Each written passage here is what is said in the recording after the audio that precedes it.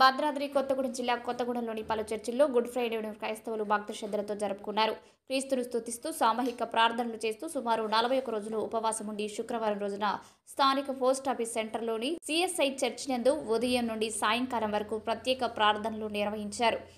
అనంతరం ప్రభువు మానవాళికి ఇచ్చిన సందేశాలను తెలుపుతూ పాస్టర్లు ప్రసంగాలు కొనసాగుతూ శిలువపై వేలాడిన యేసుక్రీస్తు లోకంలోని మానవాళి కొరకు తన రక్తాన్ని చిందిస్తూ పలికిన 7 మాటలు వాటి యొక్క ప్రాముఖ్యతను వివరిస్తూ మధ్యలో ప్రత్యేక ప్రార్థనలు చేశారు. ఈ యొక్క ప్రార్థన వేడుకలకు వేలాది మంది క్రైస్తవులు పాల్గొన్నారు.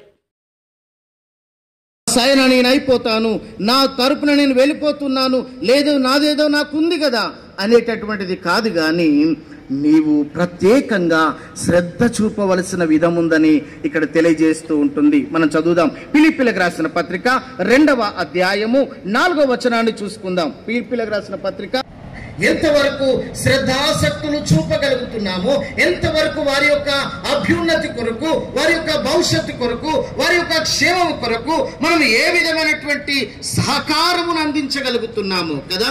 ఈ రోజున యవనస్తులు రేపటి, ఎవరు చెప్పండి, ఈరోజు యవనస్తులు రేపటి వృద్ధులు.